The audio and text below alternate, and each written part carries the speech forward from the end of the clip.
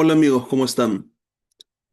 Hoy día estoy comenzando un poco tarde por diversas cosas y el día de hoy, sábado 7 de junio del 2025, voy a tratar el tema del Antiguo Egipto y el Libro de los Muertos. Es un tema muy largo y es muy tarde, así que voy a tratar de hablarlo lo más concreto posible. Bueno, hay que primero contextualizar de que el Antiguo Egipto no es el Egipto actual, es muy diferente a lo que vendría a ser el Egipto actual. El antiguo Egipto, bueno, al igual que el Egipto actual, se ubicaba en el noreste del continente africano, en la parte norte-este.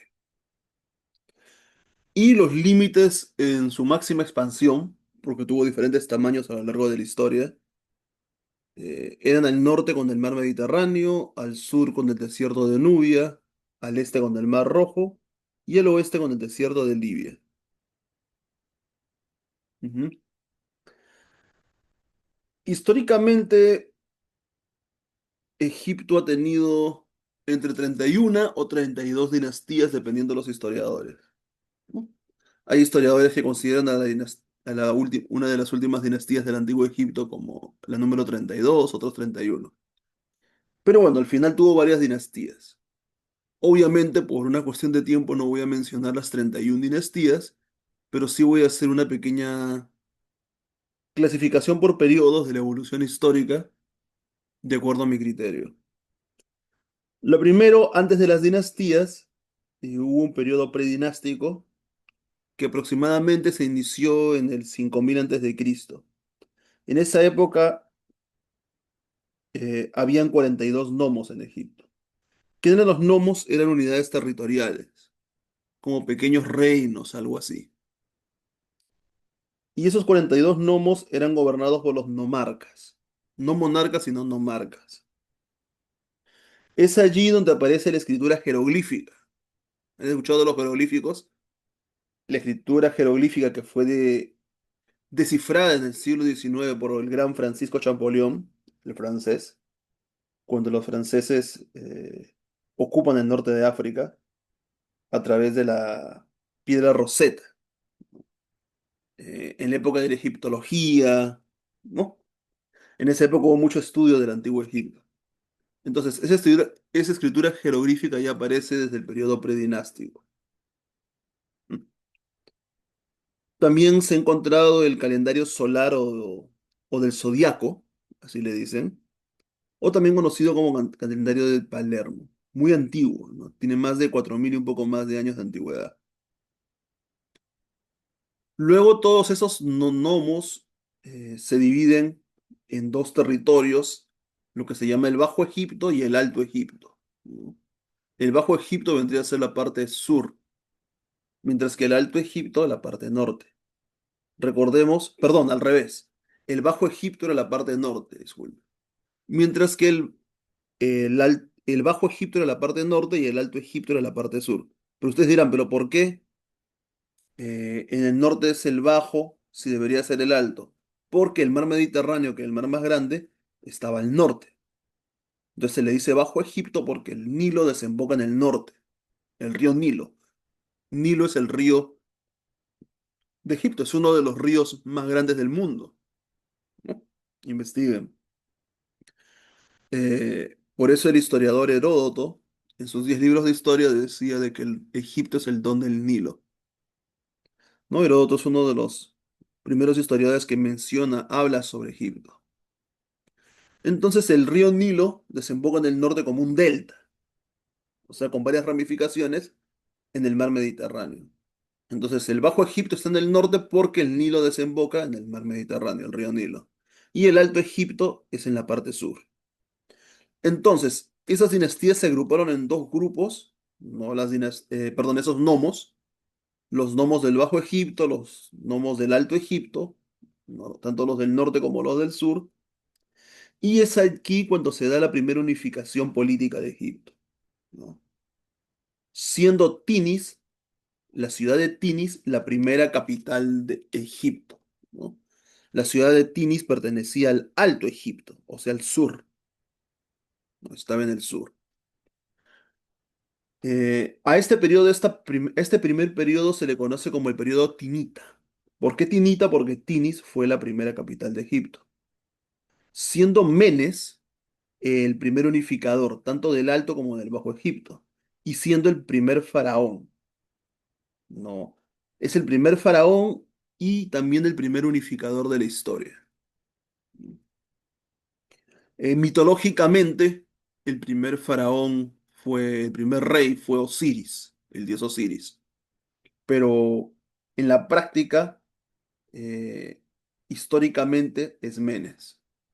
Posiblemente, Menes, posiblemente digo yo, posiblemente es una hipótesis, Menes sería el rey Menes sería el que representaría posteriormente a Osiris, ¿no?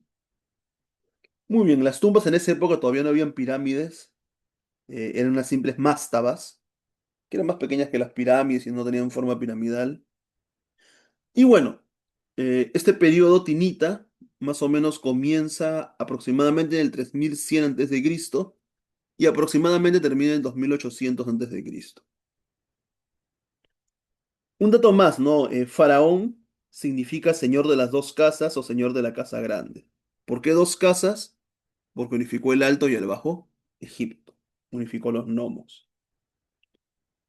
Luego viene el siguiente periodo, ¿no? El tercero, ¿no? Primero dijimos que era el predinástico, luego el tinita, que eran las primeras dinastías, y luego viene el periodo menfítico, o conocido también como el Imperio Antiguo, ¿no? Más el primer intermedio. Este periodo inicia más o menos en el 2800 a.C. y termina en el 2000 o 2050 a.C. En ese periodo, la ciudad capital de Egipto fue la ciudad de Memphis, la gran Memphis, que se encontraba en el Bajo Egipto. Miren, de Tinis, que estaba en el Alto Egipto, en el sur, luego pasa a Memphis, en el Bajo Egipto, ¿no? En el Bajo Egipto, en el norte. Eh, un faraón, no vamos a mencionar a todos los faraones, ¿no? Un faraón importante en esa época fue el gran faraón Soser. ¿Y por qué Soser fue importante? Porque Soser hace la primera pirámide escalonada de la historia, que es la pirámide del Saqqara. Busquen, muy bonita es la imagen, ¿no? Busquen por internet la pirámide del Saqqara. Saqqara o A-R-A, más o menos, ¿no? Saqqara, Saqqara. Bueno, eh, también es la primera pirámide de la historia, ¿no? También se las puedo deletrear en inglés. A ver, es Aqara. ¿Ok? Muy bien. El arquitecto fue el legendario Imhotep, que era un arquitecto legendario que le daban atribuciones incluso de Dios, ¿no? Que eran hijos de dioses, ¿no? De acuerdo a la mitología. Y Imhotep es mencionado como uno de los primeros arquitectos de la historia. Pensé que Imhotep fue el arquitecto que hizo esa primera pirámide de la historia. Bueno, es en esa época del periodo menfítico que también se construyen otras pirámides, ¿no? Como las tres que conocemos usualmente. Cuando ustedes ven siempre el mapa de Egipto, ponen en internet Egipto, ustedes ven que siempre aparecen las grandes tres pirámides de Egipto, ¿no? Esas tres pirámides tienen nombres, son Keops, Kefren y Miserino, que representan a tres faraones, ¿no? Al faraón Keops, al faraón Kefren y al faraón Miserino. Esas tres pirámides que todo el mundo conoce, que cuando ve Egipto, esas pirámides grandes, son parte del Imperio Antiguo, ¿no? Específicamente del periodo menfítico. Y tiene más o menos en el Valle de Gizeh, ¿no? Keops fue la pirámide más grande, la de Keops, ¿no? La pirámide más grande. Muy bien, continuamos. Un faraón más voy a mencionar que es el Pepi II. Pepi II creo que es de la sexta dinastía y fue el último faraón del periodo menfítico, Pepi II. Y según los datos históricos, Pepi II es el reinado más largo de la historia, ¿no? Gobernó más de 90 años. Imaginen, gobernó, no que vivió, sino gobernó más de 90 años. Obviamente vivió más, ¿no? Entonces se dice de que el reinado de Pepi II fue el reinado más largo de toda la historia de la humanidad que se ha conocido, ¿no? Gobernó más de 90 años. ¿No? Mucho tiempo gobernó Pepi II. Luego vino un intermedio que se conoce como el primer intermedio, que fue un gobierno de nomarcas y sacerdotes. Hubo crisis económica, Egipto se dividió y finalmente se unió a la ciudad de Pet, o sea, Tebas, y se impuso naciendo el imperio tebano. Entonces nace un nuevo periodo que era el periodo del imperio medio. ¿Me entiendes? Fue el imperio antiguo, el imperio medio, también conocido como el periodo tebano, ¿no? Eh, en el año más o menos el 2000, 2050 antes de Cristo hasta el 1700 o 1750 antes de Cristo, ¿no? La capital fue Tebas. Tebas fue la capital. El dios era Amón-Ra, que vendría a ser la fusión de Amón con el dios Ra. Ahorita voy a explicar un poco sobre los dioses en un rato. Y bueno, uno de los principales reyes, ¿no? Vamos a mencionar el primero, ¿no? De esta unificación del Imperio Medio fue el famoso rey Mentuhotep o Mentuhotep. Lo voy a deletrear, ¿no? Mentuhotep. Y es considerado como el segundo unificador de Egipto, donde cuando nace el Imperio Tebano, ¿no? O sea, el primer unificador fue el rey legendario Menes, ¿no? Que fue el primer rey, el primer faraón. Y el segundo unificador fue Mentuhotep. Otro faraón importante fue Sesostris III, que hubo un gran desarrollo comercial con ese faraón, con Sesostris III. Y este imperio medio se acaba con la invasión de los Hicsos o reyes pastores. Hubo una civilización de tribus indoeuropeas que invadieron muchos países en esa época, no solamente Egipto, y Egipto fue invadido por los Hicsos y fue conquistado por los Hicsos. Si bien los Hicsos eran nómadas, los Hicsos llegaron a conquistar Egipto y tuvieron sus propios faraones. Es así cuando aparece el segundo intermedio, ¿no? Más o menos los Hicsos tienen conquistado Egipto entre el año 1750 a.C. hasta el 1570, aproximadamente 200 años. Fueron 200 años de que los Hicsos conquistan Egipto. Eh, los Hicsos establecen su capital en la ciudad de Avaris. Recordemos que Tebas estaba también en el Bajo Egipto, ¿no? Y bueno, los Hicsos se establecen en Avaris. Trajeron el hierro y el caballo a Egipto, eran tribus de la Edad del Hierro. Y una cosa importante, ¿no? Ese es en el periodo cuando los hebreos se establecen en Egipto. Por eso ustedes han visto en la Biblia, en el Génesis, cuando José y sus hermanos migran, ¿no? A Egipto, junto con su papá, José, ¿no? Con Jacob, ¿no? Migran a Egipto con las famosas tribus de Israel, ¿no? Y es allí cuando José fue primer ministro de uno de esos reyes. Y ese rey era Ipso. Y hubo prosperidad para los hebreos. Entonces, eh, obviamente, como les dije que fueron 200 años de conquista por parte de los Hicsos, hubo una liberación, una independencia, efectivamente. Y en esa independencia es cuando se da el Imperio Nuevo, conocido como el periodo de esplendor o de apogeo de los egipcios. Y la capital vuelve a ser Tebas, deja de ser Avaris, siendo el faraón Amosis I, el que derrota a los Hicsos y vendría a ser el tercer unificador de Egipto. ¿Qué es lo que pasa? ¿Se acuerdan que les dije hace un momento de los hebreos, ¿no? Si los hebreos fueron llevados a Egipto, los Hicsos abrieron la puerta a los hebreos para que vayan a Egipto, obviamente los egipcios le iban a tener resentimiento a los hebreos. ¿Por qué? Porque eran los aliados de los Hicsos. Entonces, como ya había pasado bastante tiempo y los descendientes de Jacob habían aumentado en número en un pueblo dentro de Egipto, ¿no? Que también eran nómadas, ¿no? Así como los hicsos, los hebreos también eran nómadas. Entonces es que los egipcios esclavizan a los hebreos. ¿Por qué? Porque habían sido traídos por sus enemigos, ¿no? Por el pueblo que los había conquistado. Y es así como se inicia la esclavitud del pueblo hebreo, y eso también no solamente figura en la Biblia como dato, sino en documentos históricos en Egipto. Se dice que fue el faraón Menefta, se dice, no hay algo a ciencia cierta investigado, pero se dice que fue el faraón Menefta, el faraón en el cual se dio el éxodo hebreo de Moisés, ¿se acuerdan? Cuando se habla de Moisés en el libro del Éxodo, ¿no? Que es el segundo libro de la Biblia. Se dice que fue el faraón Menefta. Bueno, otros de estos otros faraones importantes del Imperio Nuevo, o también conocido como el Neotebano, porque la Tebas volvió a ser la capital, es Tutmosis III.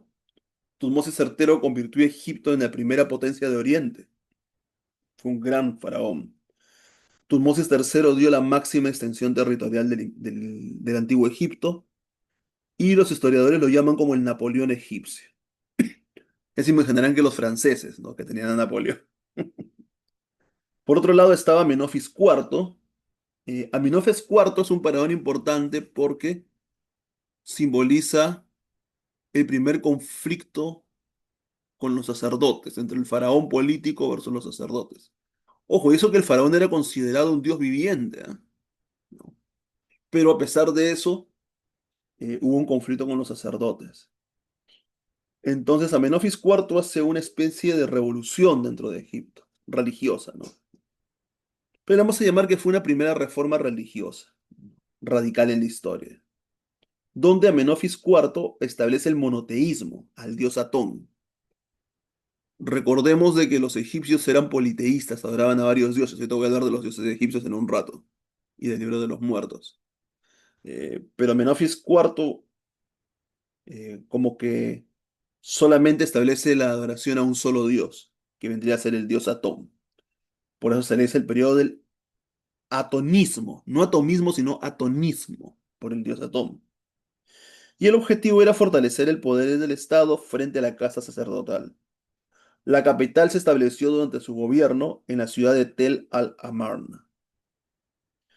Entonces luego Amenofis IV cae, muere, y le sucede Tutankamón. No se sabe si fue su hijo o su hermano, no hay datos específicos. Y Tutankamón era un faraón niño que fue manipulado por los sacerdotes, ¿no? Y murió joven, ¿no? Los sacerdotes lo odiaban, ¿no?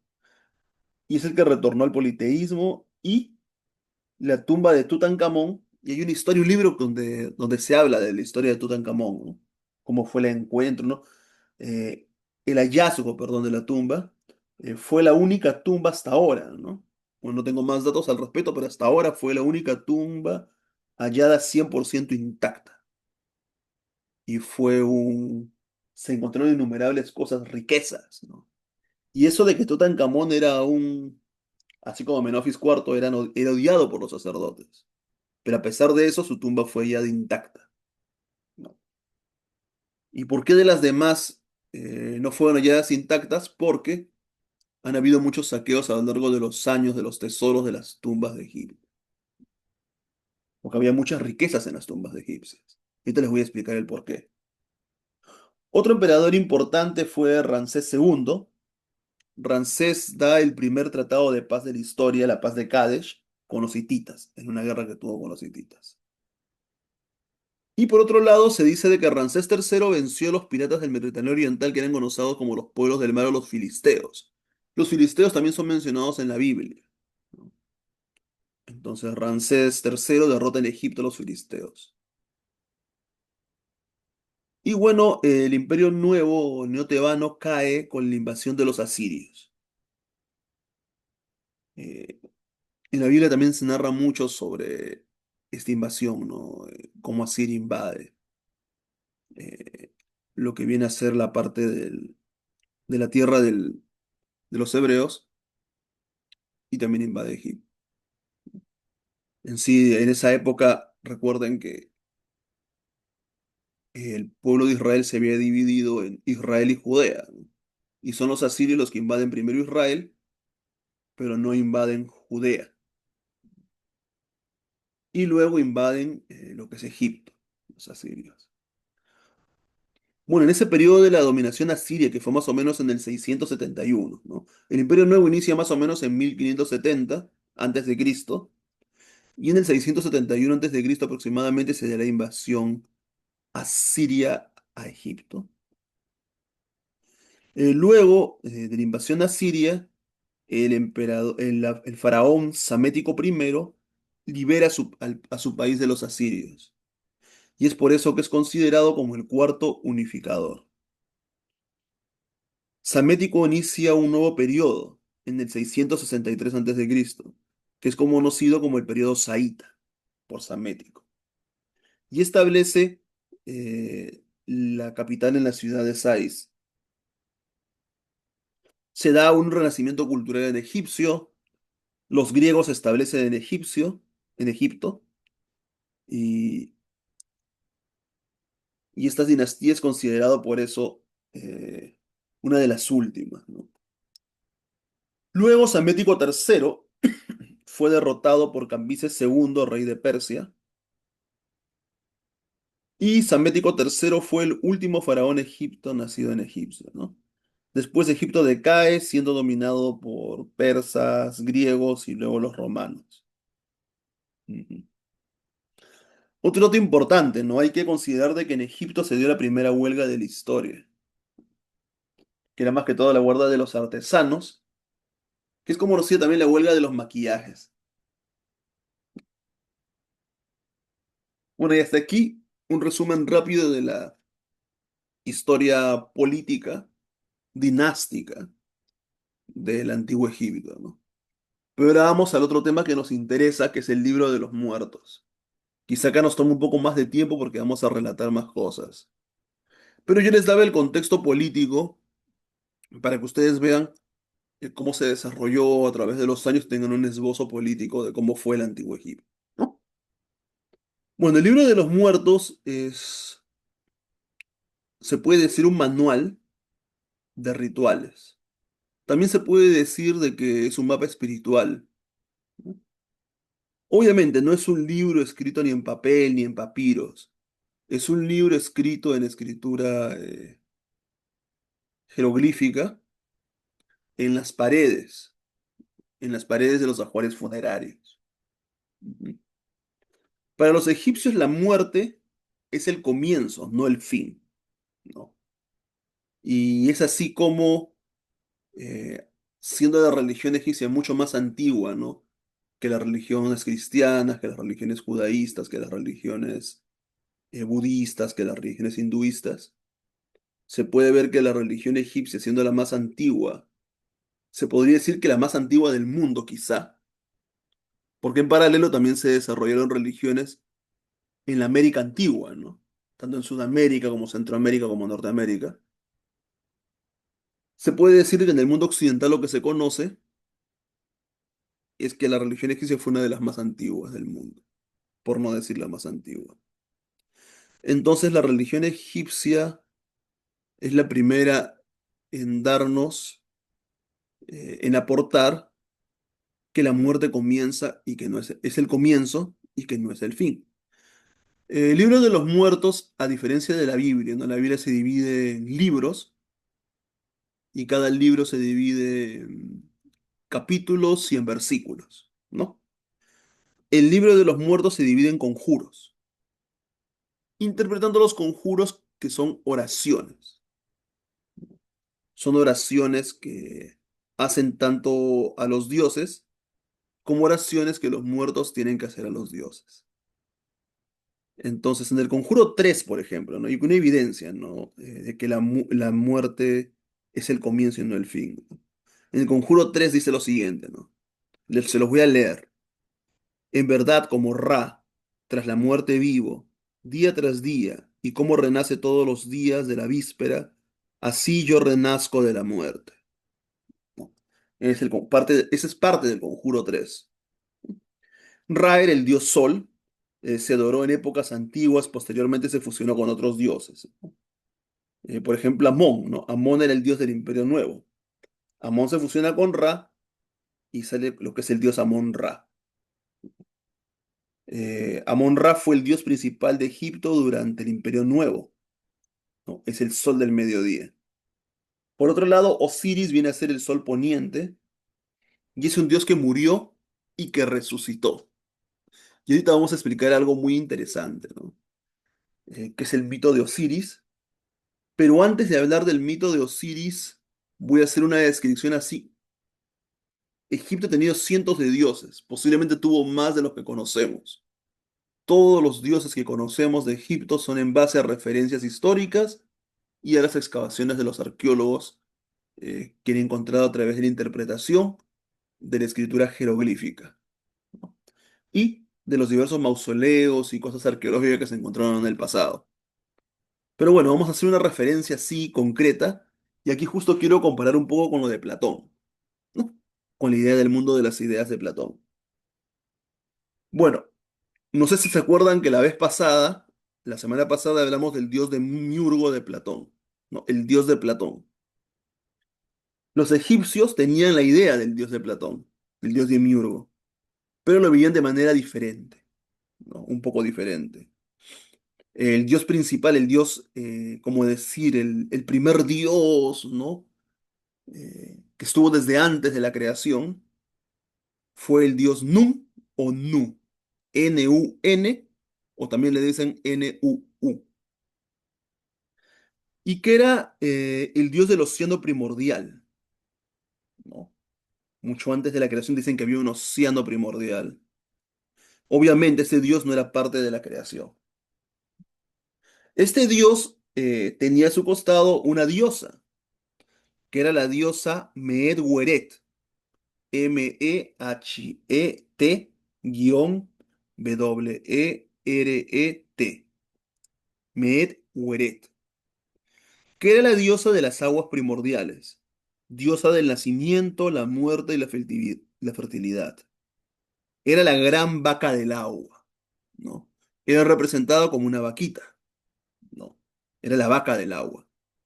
Esa era la diosa madre. Mientras que el dios padre era Nun, la diosa madre era Medweret, la gran vaca del agua. Eh, bueno, Nun y Medweret tuvieron varios hijos. Como les digo, hay cientos de dioses, ¿no? Pero solo voy a mencionar los principales, nada más. Entre los hijos que tuvieron estaba el dios Ra. ¿Se acuerdan que les mencioné de Ra? Ya. Ra es uno de los dioses más antiguos que fue adorado en el antiguo Egipto, que era uno de los dioses soles, ¿no? Y que fusionándose se podía convertir también en Amón-Ra. Y por otro lado estaba Maat. Ahorita vamos a hablar de Maat. Comencemos con Ra. ¿Ya? Voy a mencionar tanto a Ra como Maat porque ambos son importantes. El dios Ra, que era un dios sol, engendró, no se menciona o no ha logrado encontrar una diosa que lo acompañe, pero el dios Ra engendró, dio a luz, pero no como mujer, ¿no? Sino que creó, ¿no? Porque Ra era considerado el creador. O sea, si bien Sinu y Met era la esencia que estaba antes de la creación y fue padre de Ra, Ra era considerado como el dios creador, ¿no? El que crea, el que crea el mundo tal como lo conocemos. Ujú. Entonces Ra también crea al dios Chu y a la diosa Tefnut. Chu, S-H-U. La diosa Tefnut, T-E, F de foca, N de nana, U, T de tía. El dios Chu era el dios del aire y del viento, mientras que la diosa Tefnut era la diosa de la humedad y de la niebla. Esos dos dioses, que eran muy importantes, ya con ellos también fueron creados, así como Ra crea la tierra, ¿no? Crea todo lo que conocemos. Obviamente que para los egipcios no le decían tierra, ¿no? Los egipcios le decían el mundo de los vivos, no la tierra. Ujú. Ra crea Chu y a Tefnut, es el padre de Chu y Tefnut. Y Chu y Tefnut tienen también hijos, Chu y Tefnut. Y dentro de esos hijos están Geb y Nut.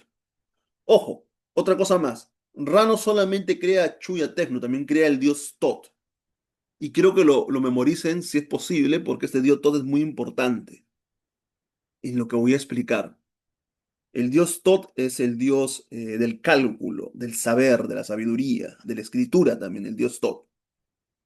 Entonces quiere decir de que Chu, Tefnut y Tot eran hermanos, hijos de Ra y nietos de Nun y de Meed Gueret.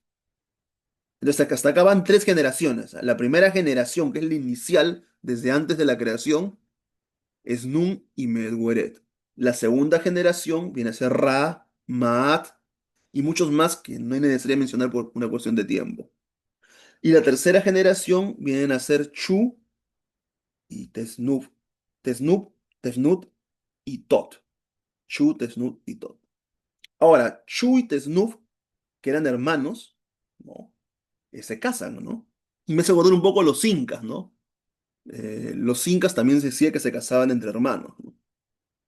Igualmente los dioses egipcios, Shu y Tesnup, que eran hermanos, se casaron, ¿no?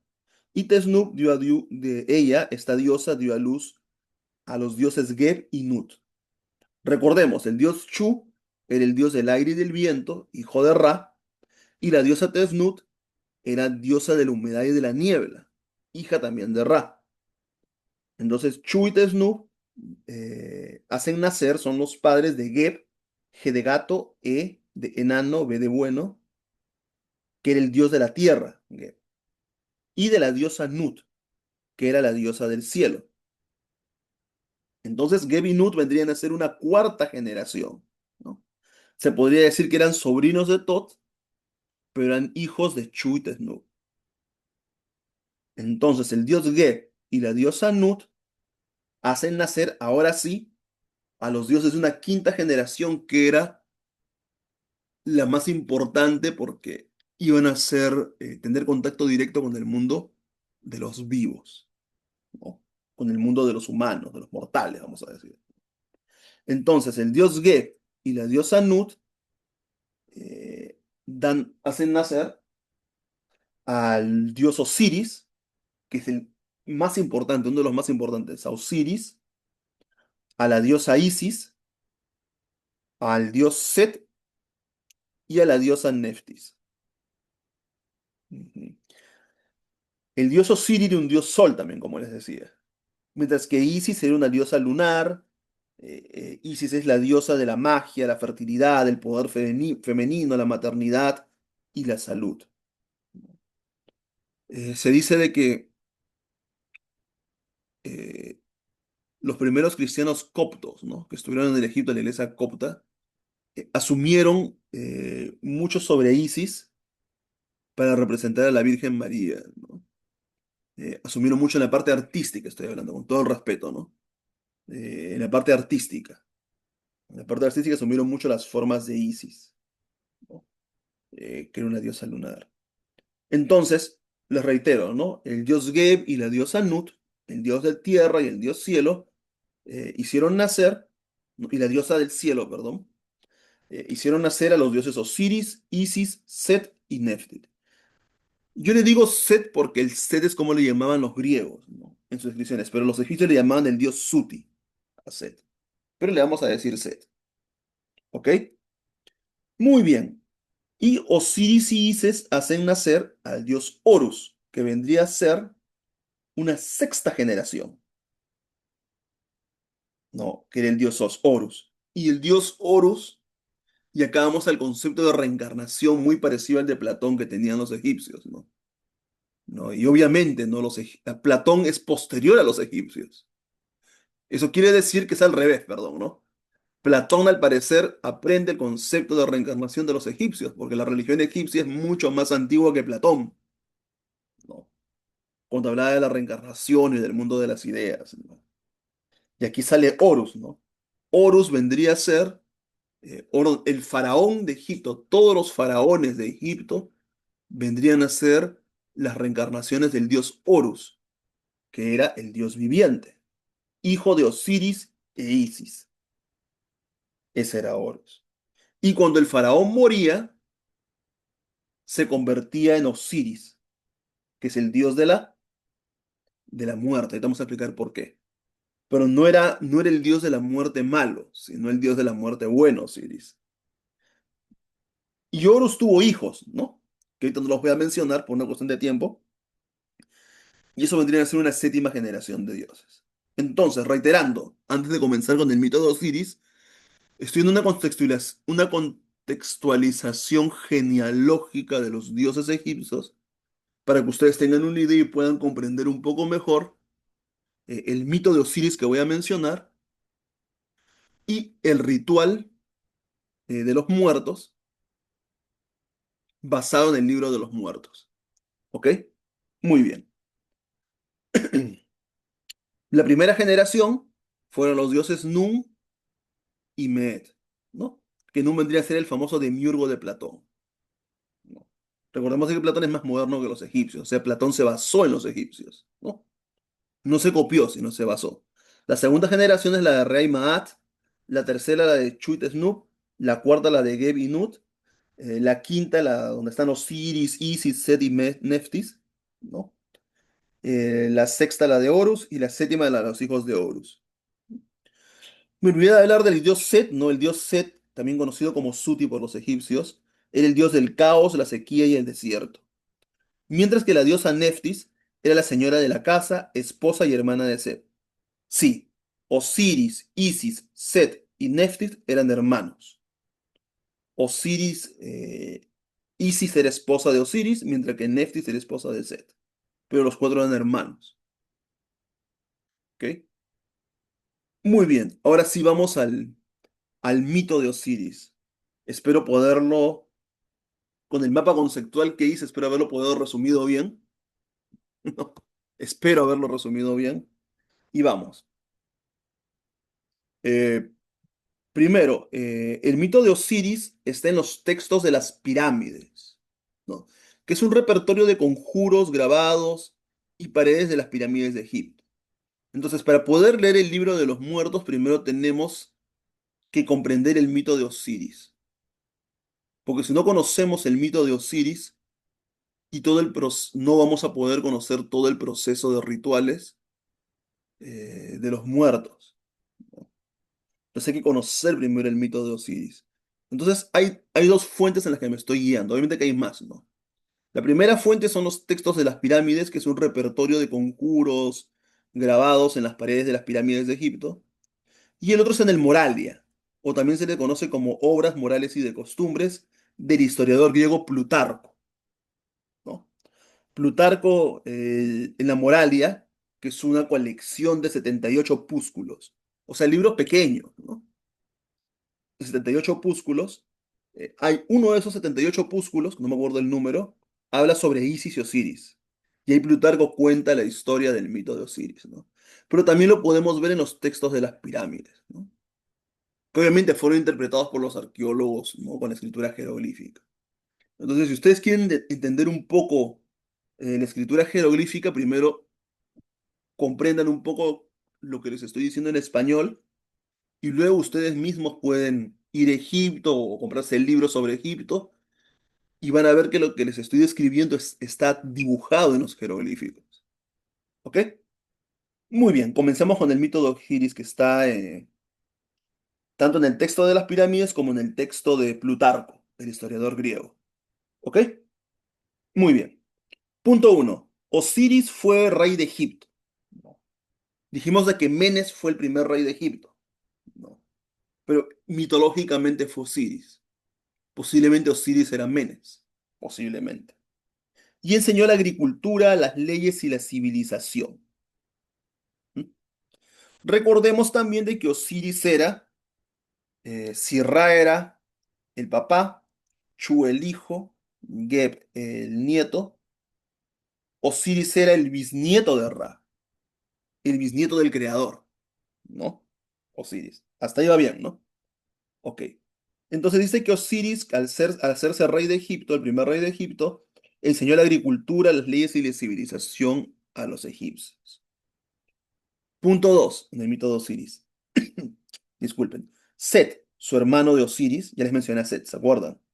Lo asesinó, voy a hablar despacio porque si no me corta el esto, y lo partió en pedazos, ¿no? Lo parte en pedazos, en partes.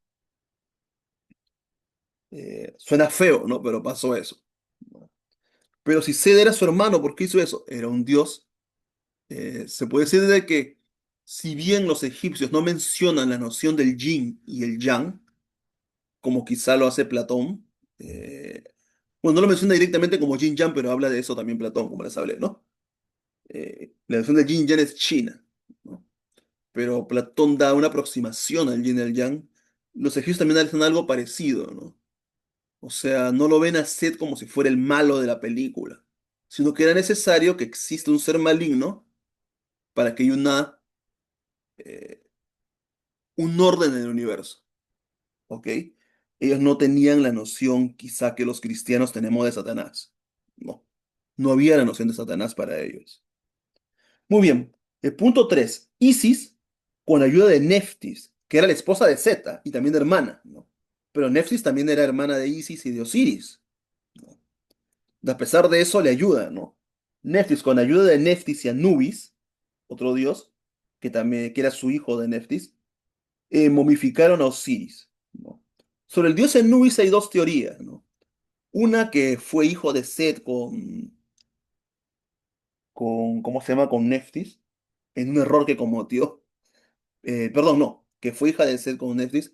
Y otra que en un error que cometió Osiris, engendró junto con su hermana Neftis a Anubis. Pero bueno, más allá de lo que sea, Neftis y Anubis ayudaron a Isis no solamente a encontrar las partes de Osiris, sino que ayudaron a momificar a Osiris. Esa es la escena 3, ya vamos a ponerlo así. Escena 4. Las escenas las estoy poniendo yo, no es que digan así. Las estoy poniendo yo por una mejor comprensión. ¿Ok? Isis resucita a Osiris brevemente, por un tiempo rápido, y se hace embarazar de Osiris. Miren, Isis se hace embarazar de Osiris. O sea, queda embarazada de Osiris. ¿Ok? Punto 5. Osiris luego bajó al mundo subterráneo, ¿no? Como rey de los muertos, ¿no? De lo que Osiris estaba como rey de los vivos, luego ahora se convirtió en rey de los muertos. Ujú. Y sexto, Iris dio a luz a Horus, y Horus era hijo de Osiris e Isis, ¿no? Y Horus derrota a Set en una pelea entre dioses, una lucha fuerte entre dioses, ¿no? Una lucha mágica, podríamos decirle. Horus derrota a Set. Y punto 7, Horus asume el trono al derrotar a Set, ¿no? Y Set es enviado al mundo de los dioses, porque recuerden que no había la noción de Satanás, ¿no? No había esa noción. Entonces Horus asume el trono y ese es el mito de Osiris, ¿no? Así muy resumido, muy concreto. Les invito a buscar el texto de Plutarco o a buscar alguna traducción en español, si es que lo hubiera, del texto de las pirámides, ¿no? Eh, pero yo les invito a buscar el texto de Plutarco que está muy bien explicado ahí, ¿no? Pero yo lo estoy explicando lo mejor que puedo. Espero haberme dado a entender. Muy bien, ahora vamos a lo siguiente. Ya vamos a entrar al fondo del libro de los muertos. Ya sabiendo el contexto, porque para poder comprender el libro de los muertos, primero hay que comprender la genealogía de los dioses egipcios, uno de lo más básico, por lo menos, lo que estoy mencionando, y comprender el mito de Osiris, ¿no? Si uno es arqueólogo, interpretando los jeroglíficos de los textos de las pirámides, que hay traducciones a diferentes idiomas, y, eh, y si no se puede, por lo menos leer el texto de Plutarco, ¿no? Que dicen prácticamente lo mismo. Muy bien. El libro de los muertos trata de lo que hay que hacer eh, cuando una persona muere. Por eso se llama el libro de los muertos. Entonces recordemos que las ofrendas eran el sustento para que el difunto esté en el más allá. Y me voy a basar, casi digo bíblicamente, ¿no? Vamos a decir, me voy a basar en el libro de los muertos en el Conjuro 18, ¿no? En el Conjuro 18, que dice lo siguiente, que las ofrendas pues fluyen hacia mí, que pueda presentarme ante el altar del Señor, de Él, el dueño de la verdad y la justicia. Se me hacen muy familiares las palabras a la Biblia, muy familiares. Entonces, ¿qué es lo que ofrecían? ¿Qué ofrendas se les ponía a los muertos, no, los egipcios? Ponían, por ejemplo, pan y cerveza, que eso representaba el alimento vital del alma. Frutas frescas, que representaban la abundancia y la renovación. El vino, que representaba el gozo y la celebración eterna. Y muchas cosas más, ¿no?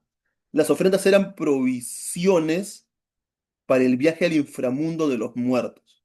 Que sí, sí. Y te voy a explicar eso. Los muertos viajaban al inframundo. Era un viaje que daba el alma. También habían ofrendas a los dioses para que ayudaran a los muertos a su destino final. Y acá sí voy a citar ah, los conjuros 141 y 142, una parte, ¿ya? Una parte de ese conjuros, ¿ya? Una parte. Literalmente lo voy a citar, ¿ok? Dice lo siguiente, los conjuros, que vienen a ser oraciones, ¿no? Aquí tenéis ofrendas, pan, cerveza, carne, aves, asado, incienso encendido. Están destinadas a Osiris, príncipe de la Menti, a Ra, Araket, a Nu, a Maat, a la barca del Ra, a Tum, a la gran jerarquía de los dioses y de la pequeña. Y así se mencionan muchas deidades, ¿no? Ahí en el libro de los muertos puedes ver una gran cantidad de deidades de los dioses egipcios, ¿no? Entonces, esa es una evidencia, ¿no? Les invito a buscar, hay una traducción al español, los que quieren me lo pueden pedir, ¿ah? Yo tengo la traducción al español del libro de los muertos. Buscan ahí los conjuros 141 y 142, están en números romanos, ¿ya? Muy bien, no solamente se ponían ofrendas a los muertos, sino que tenía que ponerse amuletos para poder limpiar de los pecados. ¿Qué pecados? Sí. Antes que la religión hebrea y antes que la religión cristiana, los egipcios tenían la noción de pecado. O sea, para que vean las semejanzas y diferencias, ¿no? Los egipcios ya tenían noción de pecado. Y aquí hay una evidencia del Conjuro 18. No, hace un momento cité una parte del Conjuro 18. Ahora voy a citar una parte, otra parte. En los conjuros no habían versículos como en la Biblia, por eso es un poco más difícil de citar y solo se pueden extraer partes, ¿no? Para no estar leyéndolo todo, ¿no? ¿Qué dice esta parte del Conjuro 18? Mis ideas nunca fueron habitadas por el mal, en mi pecho ningún pecado. Nunca mentí premeditadamente ni actué con falsedad. Y ahí vamos a lo que es la ética, a lo que es la ética egipcia. Vamos a lo que es la ética egipcia. No hablan de actuar, de mentir, ¿no? De que no hay que mentir, de no actuar con falsedad, de no tener ningún pecado. Entonces, mucho antes de que las religiones judías y cristianas hablen del pecado, ya los egipcios hablaban sobre el pecado y sobre vivir una vida de manera correcta, de manera ética. Muy bien, entonces le decía de las ofrendas, ¿no? Y de los amuletos. Entonces decía, ya las ofrendas eran para el sustento del difunto del más allá y también para ofrendar a los dioses para que ayuden a los difuntos, ¿no? Para que den la ayuda. Esas eran las ofrendas. Los amuletos era para limpiar del pecado. No sabemos hasta qué grado limpiaban porque no hemos conversado directamente con los egipcios de esa época, ¿no? Todo lo que sabemos es en base a los jeroglíficos. eh, pero los amuletos limpiaban en cierta parte por el pecado. Entonces ahora vamos a hablar de los amuletos así rápido y les invito a que lo anoten y luego ustedes buscan por internet y van a ver las imágenes, ¿no? Amuletos reales encontrados en tumbas, ¿no? De los antiguos egipcios. Por ejemplo, el Jepri, Jepri, ¿no? Que es el escarabajo sagrado. El Jepri es el escarabajo sagrado. El escarabajo sagrado del Jepri era colocado en el corazón del difunto, ¿no? ¿Por qué se colocaba el Jepri en el corazón del difunto? Era para evitar que el corazón testificara en contra del muerto ante el juicio ante Osiris. ¿Juicio? ¿Pero por qué juicio? Dirán ustedes. Así como los cristianos tenemos la noción del juicio final, los egipcios tenían la noción del juicio ante Osiris. El corazón era el centro de la conciencia para los egipcios. ¿Ok? Otro amuleto importante. Dijimos el escarabajo sagrado que era eh, para ayudarnos, como una ayudadita para el juicio, ¿no? Era el ojo de Horus, o el ojo izquierdo, ¿no? Ahí les invito a leer el Conjuro 140, los que me pidan, ¿no? El Conjuro 140 se habla sobre la oración, ¿no? El conjuro para hacer funcionar el ojo izquierdo, ¿no? El ojo de Horus, ¿no? Eh, repasando un poquito, ¿no? El ojo de Horus, que también era conocido como el Udyat, U de uva, D de dedo, Y, A de avión, T de tía, representa al ojo que fue repuesto de Horus. ¿Se acuerdan que cuando les comenté del mito de Osiris, mencioné de que Horus luchó contra su tío Set, ¿no? Y lo derrotó a Set. En esa lucha contra Set, eh, el ojo izquierdo de Horus fue mutilado por Set, en esa lucha contra Horus. Pero Tot, el dios de la sabiduría, sustituyó ese ojo destruido por un nuevo ojo izquierdo para Horus. Y ese ojo restituido viene a ser el Udyat. Y ese Udyat, U de unión, D de dedo, Y, A de avión, T de tía, ese Udyat vendría a ser también un amuleto, ¿no? Un amuleto que representa ese ojo repuesto, ese ojo izquierdo repuesto por Horus. Y esto viene a ser con un objetivo de protección, ¿no? Ese ojo de Horus, ese Udyat, eh, cuando ponías en el muerto el Udyat y recitabas el conjuro 140, le dabas protección al muerto. ¿Protección ante qué? Ante, vamos a decir, demonios entre comillas. Porque no tenía la dirección de Satanás, ¿no? Demonios entre comillas que podían atacar, ¿no? Al cuerpo. Ante espíritus malos, ¿no? Eh, entonces, eso es lo que representaba, ¿no? El Udyat. Ya mencionamos el escarabajo sagrado, el Jepri, el ojo de izquierdo, el ojo de Horus, el Udyat, y ahora el Anj, A-N-J. Otros le dicen A-N-G, ¿no? Que era la llave, ¿no? La llave egipcia de la vida, ¿no? Representaba la inmortalidad del alma. Era la llave del inframundo a través de la cual el difunto podía abrir y acceder al reino de Osiris. Es necesario que el difunto tenga esa llave. Y por otro lado, habían los amuletos en forma de corazón que representaban la integridad moral. Ahora, ¿cómo era el proceso del juicio de Osiris? Ya les expliqué los amuletos eh, que eran importantes, ¿no? Ahora, el juicio de Osiris. ¿Cómo era el juicio de Osiris? En el juicio de Osiris, el alma debía mostrar que había llevado una vida digna, equilibrada y justa, sin pecado, ¿no? O con pocos pecados, ¿no? Porque todos pecamos, ¿no? Con pocos pecados, ¿no? Con la menor cantidad de pecados posible, se podría decir. Los amuletos eran era una ayuda importante, pero no definían las cosas. El dios Anubis, ¿se acuerdan que le era Anubis, ¿no? El que le ayudó, ¿no? A Isis eh, a encontrar y a momificar a Osiris, ¿no? El dios Anubis escoltaba las almas al lugar del juicio. Anubis llevaba al difunto ante la presencia de Osiris, que iba a ser el juez, ¿no? O mejor dicho, el árbitro, ¿no? Porque al final, ahorita les voy a decir cómo participaba todo, ¿no? Anubis supervisaba el pesaje del corazón. Sí, el corazón del difunto se pesaba. En una balanza de dos, ¿no? De dos partes, donde se ponían dos objetos, se pesaba el corazón del difunto, ¿no? El corazón representaba la vida del difunto, lo bueno y lo malo que hizo durante su vida. Ahí se iba a pesar. Era una balanza donde se comparaban dos pesos, el corazón versus la pluma de Maat, M-A-A-T. M de mamá, A de avión, A de avión, T de tía. ¿Se acuerdan que les mencioné a Maat junto con Ra, no? Amat era hermana de Ra. Eso quiere decir que era una diosa superior. Era más antigua, ¿no? Es de la segunda generación. Muchísimo más antigua que Osiris. Se podría decir que era un antepasado de Osiris, ¿no? Muchísimo más antigua que Osiris, ¿no? Vendría a ser, eh, ¿cómo lo podríamos interpretar en términos de ahora, ¿no? Eh, si Maat era tía de Chu, vendría a ser tía abuela de Geb y vendría a ser tía bisabuela de Osiris, algo así, ¿no? Algo así. Muy bien. Entonces, ¿qué era la pluma de Maat, ¿no? La Maat, como le decía, una diosa que era considerada también la diosa de la verdad y la justicia, ¿no? Hermana de Ra.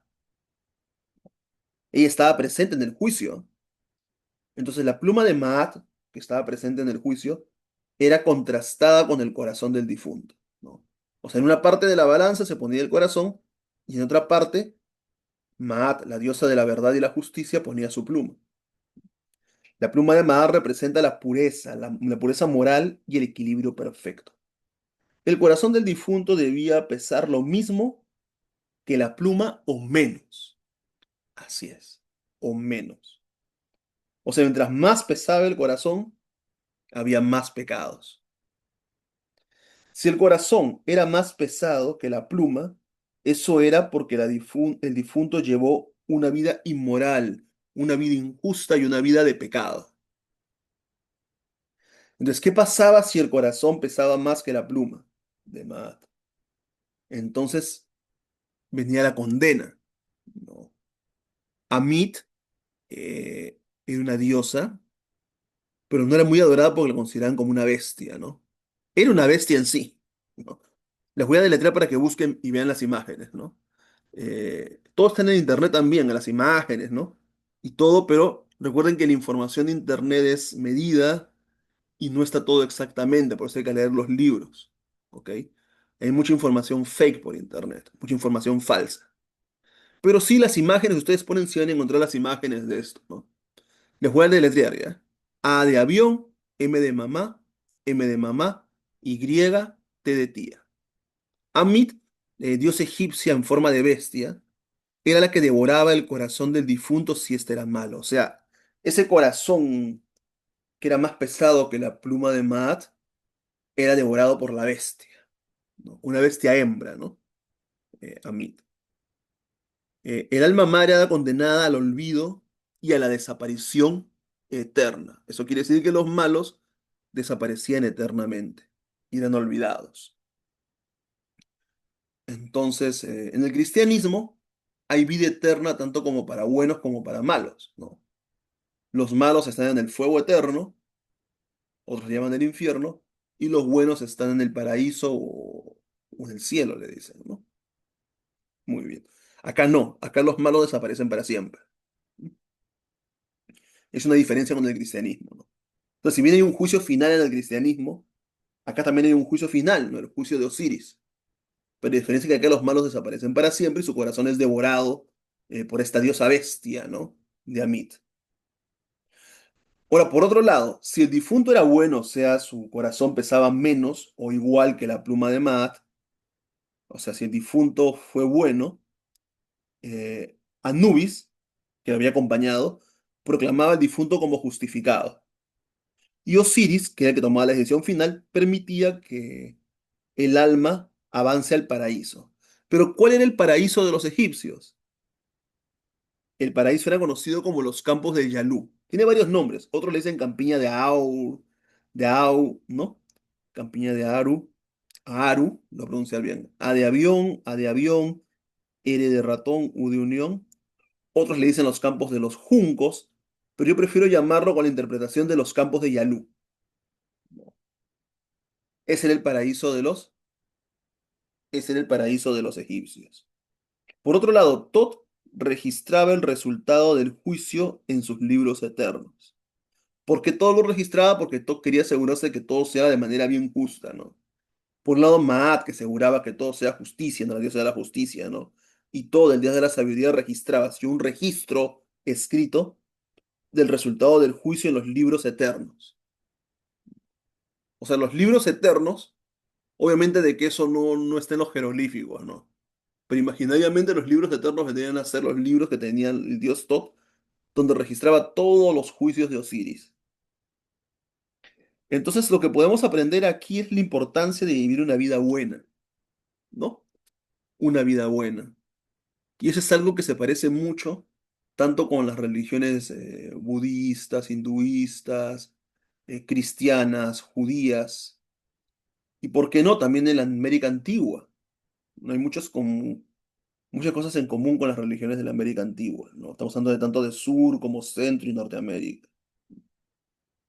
Hablemos un poco de los campos de Yalu, ya casi para terminar, ¿no? En los campos de Yalu, el difunto vivía con los otros difuntos justos y buenos, y también junto con los dioses. O sea, todo lo que nosotros nos imaginamos del paraíso ahora era muy parecido a lo que vendría a ser los campos de Yalu. Había la vida eterna. Pero ojo, eterna entre comillas. Ahora les voy a decir por qué entre comillas. Eh, los campos de Yalu era la tierra donde brillaba el sol, nunca faltaba alimento, era el paraíso, ¿no?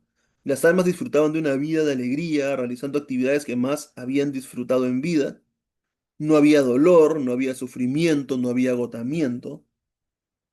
Me olvidaba de algo más que se ponía en los ajuares funerarios, que eran los Uchabit, los Uchaptis. No, lo voy a deletrear. U de unión, S de sapo, H de humo, A de avión, B de bueno, T de tía, I de Inés, S de sapo. Deletréo de nuevo.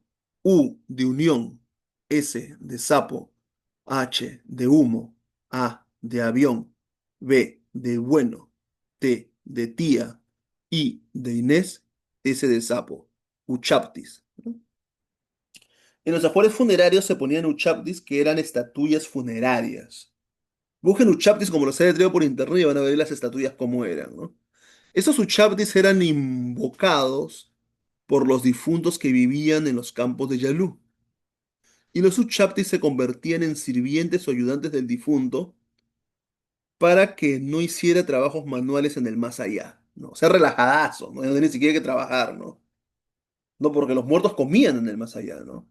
Había una cosecha abundante, ni siquiera se sembraba, se cosechaba nomás, ¿no? Entonces, para que el muerto no tenga que hacer el trabajo de cosechar o de construir casas adentro, porque se les daba un terrenito, le vamos a poner unas hectáreas, no sé cuánto de tamaño, ¿no? Se le da a los muertos. Entonces, los subchapters suplían en los trabajos. Eran como decir, no sé si ustedes han escuchado sobre las gárgolas. Eran gárgolas, pero gárgolas con figuras humanas, no como humanoides. Entonces, esos tomaban vida, se iban a los campos de Yalu y en una vida espiritual, obviamente, ¿no? Y ahí ayudaban como sirvientes, ¿no?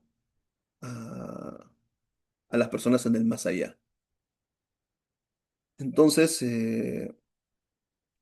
otra cosa importante eh, de estar en los campos de Yalu, o sea, en el paraíso egipcio, era la comunicación con los dioses. O sea, no solamente tenías una vida de placer, de bondad, de alegría, de felicidad, ¿no? Incluso hasta con sirvientes, ¿no? Si es que te ponían uchaptis, ¿no? Si tus familiares no te ponían uchaptis, ya fuiste, ¿no? Tenían que ponerte los uchaptis los familiares, o tus amigos también. Era la conversación con los dioses, les decía. ¿Y qué era lo mejor de esta conversación con los dioses? Porque convivían contigo en los campos de Yalu. Es que los dioses te daban conocimiento y sabiduría. Conocía los secretos más profundos del todo. Muy bien. Hay otra cosa más, ¿no? Yo tengo una comparación, ya casi para concluir ya, con las creencias de los aztecas, quizá de los mayas y otras culturas, ¿no? Es que si los vivos olvidaban a los muertos, estos salían del paraíso, podían desaparecer, ¿no? Es algo que tenían en común, ¿no? Bueno, pero los aztecas tenían varios paraísos, ¿no? Para los egipcios en los campos de hielo, los aztecas tenían varios, y quizá en otro podcast lo podríamos mencionar los paraísos de los aztecas, que tenían varios, ¿no? Pero eso es lo que tenían en común con los egipcios los aztecas, ¿no? Que si los vivos se olvidaban de los muertos, estos salían del paraíso y estaban posiblemente olvidados, ¿no? Entonces es muy triste lo que hubiera pasado, ¿no? Eso quiere decir de que siendo más analíticos y sin criticar a ninguna religión, bueno, quizás esta es una religión que ya no se sigue, ¿no? No tengo evidencias de que se siga, ¿no? Pero a pesar de eso, siempre respetando, eh, por eso decía hace un momento que era una vida eterna, entre comillas, porque quizá los egipcios no pensaban de que los vivos no iban a estar siempre, quizá no tenían la noción como nosotros. Por ejemplo, yo les hago una pregunta a ustedes, así concreta, ¿no? Ustedes sí se acuerdan quiénes son sus papás, posiblemente quiénes son sus abuelos, y en el mejor de los casos, quiénes son sus bisabuelos, ¿no? Pero ustedes no se acuerdan quiénes son sus antepasados de hace 100 años, de hace 200 años, sus tátaras, tátaras, tátaras, tátaras, tátaras a su enésima potencia, ¿no? Abuelos, ¿no? No sabemos. Y posiblemente nuestros bisnietos, tataranietos o más no van a saber quiénes somos. Hay olvido. Si bien en los egipcios se quería inmortalizar, quizá los egipcios no tomaban en consideración el olvido, ¿no? Y que ese olvido iba a ser de que no hay una vida eterna. Miren, es como un análisis y respetando a la religión egipcia, porque le tengo mucho respeto, ¿no? A pesar de que no soy de esa religión y posiblemente en ese siglo XXI no creo que haya personas que sean de esa religión, no lo sé, no tengo evidencias de eso, y le tengo mucho respeto, ¿no? Y mucha admiración porque muchas de las ideas centrales, ¿no? Como de resurrección, como de llevar una vida correcta para ir a un paraíso, eh, son asumidas por religiones posteriores, como es el caso del cristianismo, del judaísmo, del mazdeísmo, del budismo, del hinduismo, etcétera. Incluso hasta de religiones como la azteca, ¿no? En este caso, la resurrección no he visto en la azteca, pero no recuerdo, pero sí cosas en común como la parte del olvido. Una diferencia con la religión cristiana, por ejemplo, las religiones cristianas es de que ahí no importa si te olvidas o no, ¿no? El alma sigue siendo inmortal. Pero bueno, continuamos. Una cosa que tienen en común y que han asumido muchas religiones, o sea, que ha aportado la religión del antiguo Egipto al mundo actual, es que si vivimos una vida equilibrada y justa, esta será la clave para alcanzar la eternidad. Bueno, ya vamos a acabar. Quiero terminar hablando de dos cosas rápidas, ¿no? Por un lado, la momificación y por otro lado, las categorías del alma. Y ahí acabamos. Concluimos porque se nos pasa el tiempo. Y acá ya son las 12:26 de la madrugada, ¿no? Y estamos 8 de junio. Ok, muy bien. La modificación era importante. Investiguen lo que es el término momificación para no estar explicándolo mucho por el tiempo. Investiguen qué significa momificación. La momificación era importante mantener conservado al cuerpo para que el alma retorne periódicamente de los campos de Yarú. Sí, había temporadas que los almas retornaban de los campos de Yarú. Había que mantener el cuerpo intacto y la existencia del alma. Las familias y amigos iban regularmente a presentar ofrendas a los muertos. Se parece mucho a los rituales tanto del mundo andino en Sudamérica como a los rituales en Centro y Norteamérica, ¿no? Como en los actuales México, ¿no? Honduras, ¿no? De esas religiones antiguas, ¿no? Desde antes de la llegada de los europeos a América. Ese tema de las familias, ¿no? El tema del olvido de las almas con la desaparición, el tema de las familias que regularmente se presentan ofrendas a los muertos, ¿no? Y bueno, para concluir, hablar de las categorías del alma, ¿no? Tenemos el K, K de kilo, A de avión, que representa la fuerza habitual y está tanto en la vida como en el encuentro con la muerte. Tenemos el Va, B de bueno, A de avión, que viene a ser la conexión con el mundo de los vivos, ¿no? A través del Va, los muertos pueden, por momentos, visitar a sus seres queridos vivos, ¿no? Obviamente el Va está después de la muerte. Por otro lado tenemos el AG, perdón, el AJ, el A de avión J, AJ, le podríamos decir en español, que viene a ser una fase superior de un espíritu transfigurado y iluminado. Por otro lado tenemos el Sahu, que es el cuerpo espiritual purificado, y también el cuerpo físico que se convierte en espiritual, también se puede decir eso. Y por último tenemos el Ren, que es el nombre personal del difunto y la identidad. Es necesario que el difunto tenga un Ren, una identidad, para que los dioses lo puedan reconocer. ¿Ok? Y diferenciar. Esto sería todo. Espero haber sido lo más sintético posible y haberme dado a entender. Bueno, invitaros también para la continuación del el podcast del próximo sábado. Y cada sábado vamos a tratar un tema interesante. El libro de las muertes es mucho más amplio. Si ustedes lo quieren leer en español, me lo pueden pedir y yo se los envío. Me pueden dar su correo electrónico, su WhatsApp. Y yo con todo gusto le puedo enviar la versión en español del libro de los muertos para que lo lean, ¿no? Y lo van a comprender mejor con lo que he explicado ahora. Ujú. Bueno, esto sería todo. Muchas gracias y que tengan un excelente, bueno, estamos domingo, ¿no? Un excelente domingo y por ende fin de semana. Muy amables.